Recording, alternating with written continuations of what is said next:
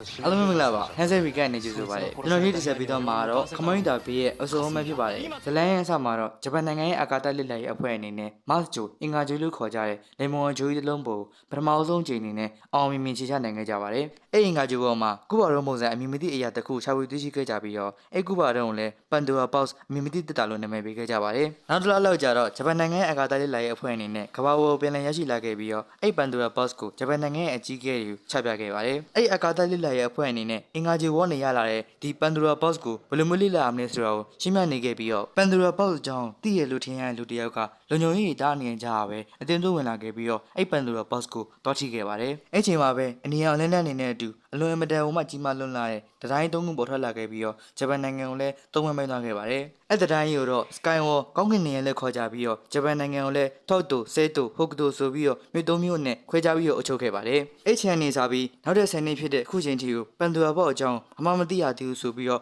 ့ထောက်တူမြို့ဝန်ကြီးချုပ်ရဲ့လက်ထောက်ကပြောနေခဲ့ပါတယ်ခုချိန်မှာတော့ထောက်တူမြို့ရဲ့ဝန်ကြီးချုပ်အနေနဲ့ကပန်ဒိုရာဘော့ရဲ့ဗဟိတုဖြည့်ရှင်းမှုအတွက်ဆိုပြီးတော့သူ့ပညာရှင်တွေကိုလိုက်ခေါ်ပြီးတော့ဆန်းသတ်နေခဲ့ရပဲဖြစ်ပါတယ်အဲ့ချိန်မှာပဲပန်ဒိုရာဘော့ထားတဲ့အခန်းထဲကိုဂျွန်နန်လူတယောက်ကပြေးဝင်လာခဲ့ပြီးတော့ Oh my god ဒါပန်ဒိုရာဘော့ရဲ့ဟာကြီးလားအရင်တော့ကြားတော့ကြားလို့ပဲမဲ့ခုမှမြင်ဘူးလားအိုးမိုက်တယ်အဲ့လိုမျိုးထူးထူးဆန်းစကားရရှောက်ကောနေတဲ့လူကဘယ်သူလဲဆိုပြီးတော့ဝင်းကြီးချုပ်လက်ထက်ကဝန်ထမ်းတယောက်ကိုမေးလိုက်တဲ့အခါမှာတော့သူတို့လေးလာရဲ့အဖွဲ့ရဲ့ခက်ခဲဆုံးသောဆန်းဆန်းချက်တွေကိုလွယ်လွယ်ကူကူမြင်မြန်ဆန်ဆန်နဲ့ဖြေသွားရဲ့လူလို့ပြင်ဖြေလိုက်ပါတယ်ခုနကတော့ပန်ဒိုရာပေါင်းတဲ့စကိုင်းဝါအကြောင်းမေးနေခဲ့တာတော့ဒင်းတော်မတယောက်ဖြစ်ပြီးတော့ခုလည်းအဲ့ဒင်းတော်မနောက်ထပ်မေကွန်းတစ်ခုထပ်မေးဖို့လိုက်လာခဲ့ပါတယ်သူမေးရဲ့နောက်ထပ်မေကွန်းတစ်ခုကတော့ခုလောတောင်းချမ်းနေတဲ့ smash ဖြည့်စည်းခြင်းဆိုအမည်ရတဲ့ဘာမှမသိတဲ့မောင်ဆိုးဝါးတွေကိုနှပ်ပြီးဖြည့်ရှင်းပေးနေတဲ့ခမောရီတာဆိုတဲ့လူတယောက်အကြောင်းပဲဖြစ်ပါတယ်ဝန်ကြီးချုပ်လက်ထက်ကလည်းမေကွန်းနဲ့ရဲမေးလို့တဲ့ဒင်းတော်မကိုအမြင်ကပ်လာခဲ့ပြီးတော့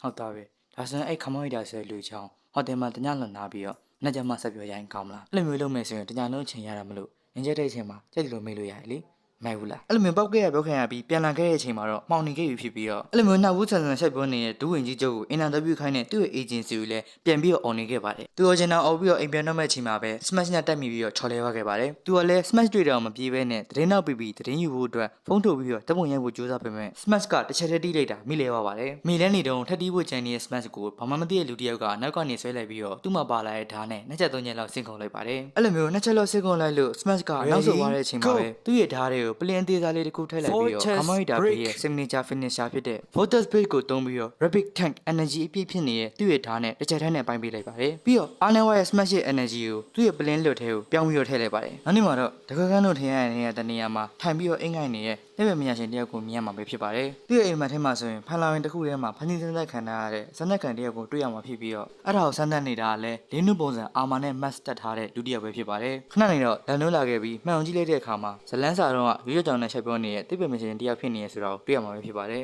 အဲ့တိပ္ပမရှင်ကိုတော့ Kiyu Sando လို့ခေါ်ပြီးတော့ကျွန်တော်တို့ရဲ့ main character ခမရီတာဘေးပဲဖြစ်ပါတယ်ခဏနေတော့စက်တခုကဖုံးပွင့်လာခဲ့ပြီးတော့အဆက်ထဲမှာဆိုရင်ပလင်းသေးသားလေးတစ်လုံးကရှိနေခဲ့ပါတယ်အဲ့လိုမျိုးပလင်းလေးတွေကိုဖူးပေါ်တဲလို့ခေါ်ပြီးတော့အကောင်တွေကို driver ရဲ့ထည့်သုံးလိုက်မယ်ဆိုရင်ခမရီတာဖောင်ပြန်လို့ရမှာပဲဖြစ်ပါတယ်ခမရီတာဖောင်မှာဆိုရင်တာမန်လူသားတွေထက် speed strength durability တွေကထောင်းတက်သွားခဲ့ပြီးတော့ super human တက်လို့ဖြစ်တတ်မှာပဲဖြစ်ပါတယ်လူသားတွေကိုလိုက်ပြီးဒုက္ခပေးနေတဲ့ smash day armor လည်းတော်တော်လေးမာတာဖြစ်တဲ့အတွက်ကြောင့်မလို့ခမရီတာမဟုတ်ပဲတာမန်လူတစ်ယောက်ကသွားပြီးလက်သီးနဲ့ပြေးထိုးမယ်ဆိုရင်လက်နာလွဲပြီးတော့ဟိုကောင်ကဘာမှဖြစ်မှာမဟုတ်ပါဘူးဒါကြောင့်မလို့အဲ့လိုမျိုးကောင်တွေပြန်ချနိုင်မှုအတွက်ကခမရီတာမဟုတ်ရင်မရပါဘူးဒါဆိုရင်ဘာလို့ဒီကဘာမှာခမရီတာလိုအပ်လဲဆိုတော့သိလာပြီးထင်ပါရဲ့ဆိုတော့ဇလန်စီကိုဆက်သွားရအောင်တကယ်တော့အဲ့ဖူးပေါ်တွေကိုရလာလဲဆိုရင်အားနဲ့နေရဲ့ smash ရဲ့ energy ကိုဘူးလွတ်တလုံးနဲ့ထည့်ပြီးတော့ကျွန်တော်ရဲ့ main character ဖြစ်တဲ့ Kiyu Sando တည်ထွင်ထားတဲ့ဆက်ထဲကိုဖူးစမ်းတဲ့လူတောင်နဲ့အတူတူပလင်းလွတ်ကိုထည့်ထားပြီးတော့ purify လုပ်တက်စင်လိုက်တာပဲဖြစ်ပါတယ်သူလိုချင်တဲ့ဖူးပေါ်တစ်ခုရသွားတော့ပေါ်တက်ကိုပြန်တက်လာခဲ့ပြီးတကယ်တော့သူနေရဲ့တခွဲခန်းက confidence တစ်ခုရဲ့အောက်မှာခိုးဆော်ထားတာပဲဖြစ်ပါတယ်အပေါ်ရောက်တော့ confidence version သူ့ရဲ့ဖူးပေါ်တွေကိုထုတ်ကြောင်းနေခဲ့ပြီး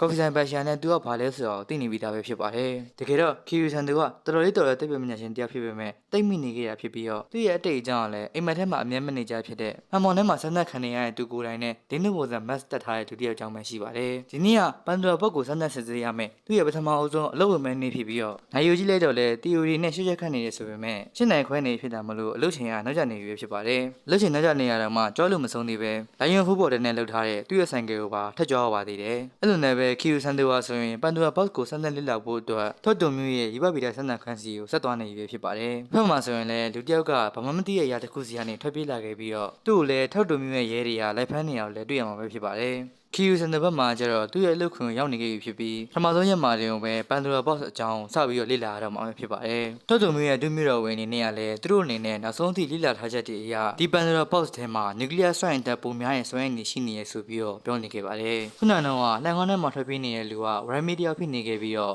့သူ့အတွင်းဒီခါရဖန်နှံကြဖို့အတွက်ဒီမှာညဉ့်ညံနေခဲ့ပါတယ်သူ့နာမည်ကတော့ဘန်ဂျယူကာဖြစ်ပြီးလူသက်မှုနဲ့ထောင်ချထားပြီးတော့ခုလေးတွေမှထောင်ဖို့ပြီးလာတာပဲဖြစ်ပါတယ်တက်ခဲ့တာကတော့ကာဆူရာဂီတာခုမီဆိုတဲ့တိပ္ပပညာရှင်တယောက်ဖြစ်ပြီးတော့ခုလေဆေးရုံအာမာရေးတက်ထားတဲ့ရဲတွေကိုတောင်တက်ခဲ့ပြီးတော့ထွက်ပြေးသွားတယ်လို့သိရပါတယ်အဲ့ချိန်မှာပဲခီယူစန်တိုစီကိုကော်ဖီဆိုင်ပန်ရှင်ကဖုန်းခေါ်လာခဲ့ပြီးတော့ဘန်ဂျယူကာဆိုတာအရင်လက်ဝဲသမားတယောက်ဖြစ်ပြီးလုပ်ပွဲကစားရဲဆိုပြီးပိုးပွဲပြစ်ထန်ခံထားရတဲ့အပြင်လွန်ခဲ့တဲ့တစ်နှစ်ကလည်းတိပ္ပပညာရှင်တယောက်ကိုတက်တဲ့အမှုနဲ့ထောင်ချခဲ့ရဆိုပြီးတော့ပြောနေခဲ့ပါတယ်ပြီးတော့ဘန်ဂျယူကာအနေနဲ့ကဆိုင်ငယ်ခိုးပြီးတော့ထွက်ပြေးသွားတာမလို့ဆိုင်ကဲရဲ့ location ဟပ်ပြီးတော့ခီယူစန်တိုစီကိုပို့ပေးခဲ့ပါတယ်ဆိုင်ကဲရဲ့ location ကိုသိသွားတော့စန်တိုကလည်းဗရန်ပီနက်ကိုလိုက်သွားခဲ့ပြီးတော့ရဲစီမှာပြန်ဖမ်းခံမှုအတွက်ပြောနေခဲ့ပါတယ်ဘန်ဂျယူကာအနေနဲ့ तू ကဘယ်တော့မှလူမတက်ခဲ့ဘူးလို့ပြန်ပြောနေခဲ့ပေမဲ့လည်း तू ကထမော့ပေးလာတာဖြစ်တဲ့ကြောင့်မလို့စန်တိုနေနဲ့လည်းသူ့ကိုလုံးဝမယုံပါဘူးအဲ့လိုနဲ့ဗဇက်နဲ့ပြောမရရင်လက်တီးနဲ့ရှင်းဆိုတဲ့အတိုင်းသူချက်ကိုချနေခဲ့ပါတယ်ခီယူစန်တိုအနေနဲ့ဖူးပေါ်တဲ့မပါတာကြောင့်အစပိုင်းမှာအားနည်းနေခဲ့ပြီးတော့ဘန်ဂျယူကာအနေနဲ့လည်းလက်ဝဲသမားဖြစ်တာကြောင့်တက်ခိုင်ရဲ့ဘိုင်းမှာအာသာတာမလို့သူ့အနေနဲ့ဘန်ဂျယူကာကိုရှင်းချဖို့အတွက်ဆိုပြီးတော့ဖူးပေါ်တဲ့တစ်ခုကိုထုတ်သုံးလိုက်ပါတော့တယ်ဖူးပေါ်တဲ့နဲ့ကြတော့စန်တိုကအေးစီးလေးနိုင်ရသွားခဲ့ပြီးတော့ဘန်ဂျယူကာကမင်းတို့လည်းအဲ့ gas မျက်နှာဖုံးနဲ့ကောင်းနေရဖန်မောင်ထဲမှာ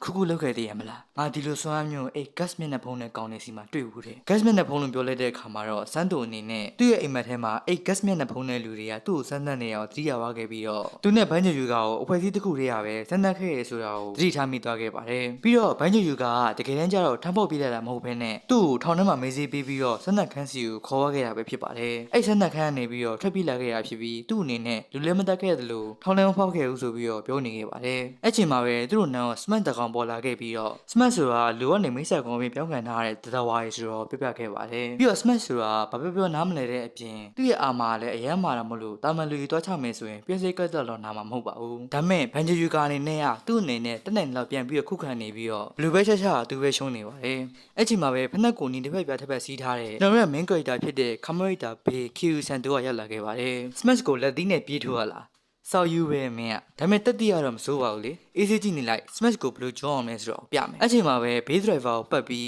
Rapid နဲ့ထန် Football တဲ့နှစ်ခုကိုခလောက်ပြီးတော့ Driver ရဲထည့်ပြီး Kamarita Bay Farm ကိုပြောင်းလိုက်ပါတယ် Kamarita Bay ရဲ့ဒီ Rapid တက် Farm မှာဆိုရင် Rapid ဆိုရဲ့ရုံတကောင်ရဲ့အမြန်နှုန်းခုံနိုင်စွမ်းနေနဲ့ Tank ဆိုရဲ့တင်ကားတစ်စီးရဲ့မာကြောမှုနဲ့ damage ကိုပေါင်းစပ်ထားဖြစ်ပြီးတော့တစ်ချိန်တည်းမှာနှင်မြန်ပြီးတော့မာကြောနေမှာပဲဖြစ်ပါတယ်ဒီ Farm ဆိုရင် Kamarita Bay ရဲ့ signature Farm ဖြစ်ပြီးတော့ Defense ရော Offense ရောနှက်တဲ့ Farm ပဲဖြစ်ပါတယ်ပြီးတော့အနေနဲ့ခမိုက်တာဘေးဖောင်ပြောင်းပြရနဲ့ဆရာကြီးစတိုင်နဲ့စကားကြီးလျှောက်ပြောနေပြီးတော့ Rapid ဘက်ချမ်းနဲ့ခုံပြီး Smash ကိုပြေးထိုးလိုက်ပါတယ်ပြီးတော့ Rapid နဲ့တက်ဆိုင်နဲ့ချမ်းလုံးနဲ့ပညာသက်ပါတက်ခိုက်နေတာမလို့ Smash လည်းကြာကြာမခံနိုင်တော့ဘဲနဲ့အားနည်းလာခဲ့ပါတယ်အားနည်းနေတဲ့ Smash ကိုသူ့ရဲ့ finisher ဖြစ်တဲ့ Water Spray သုံးမှုအတွက်နောက်ကိုနည်းနည်းပြေးသွားခဲ့ပြီး damage အများဆုံးထိနေတဲ့နေရာမှာခုံပြီးတော့ signature finisher အကွက်ဖြစ်တဲ့ Water Spray နဲ့အသုံးသပ်ပေးလိုက်ပါတယ်အဲ့ချိန်မှာပဲတုတ်တုံမျိုးရဲ့ရဲတွေရောက်လာခဲ့ပြီးတော့ဘန်ဂျူယူကာကိုဖမ်းခံခိုင်းမှုပြောနေကြပါတယ်ဘန်ဂျူယူကာအနေနဲ့အကွက်ဆိုင်ပြီးဖမ်းခံခဲ့ရပြီးတော့သူ့အနေနဲ့ဘာပြစ်မှမရှိဘဲနဲ့ထပ်ပြီးဖမ်းခံရတော့မယ်ဆိုပြီးတော့စိတ်သက်ကြနေပါတယ်ဒီလိုအခြေအနေမျိုးမင်းနေရခီယူစန်တိုကလည်းမနေနိုင်တော့ဘဲနဲ့ဘန်ဂျူယူကာကိုကင်မင်ဆိုပြီးတော့ဆိုင်ငယ်နဲ့ခေါ်လင်လာခဲ့လိုက်ပါ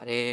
်ခမိုက်တာဘေးအနေနဲ့ဝရန်ပြေကိုခေါ်ပြီးထွက်ပြေးခဲ့တာကြောင့်မလို့အဲ့ခမိုက်တာဘေးကလည်းဝရန်ပြေနဲ့အလိုလိုပါဖြစ်သွားခဲ့ပါပြီခမိုက်တာဘေးရဲ့အပစုံဝမ်းကတော့ဒီမှာပဲဆုံးသက်သွားပါပြီအဆုံးနဲ့ကြည့်ပေးကြလို့အားလုံးအထူးပဲကျေးဇူးတင်ရှိပါတယ်ဗီဒီယိုသဘောကျဆိုရင် like share subscribe လေးနဲ့အားပေးခဲ့လို့ရပြီးတော့အပိုင်းနဲ့ကြမှာပဲပြန်တွေ့ပါတော့မယ်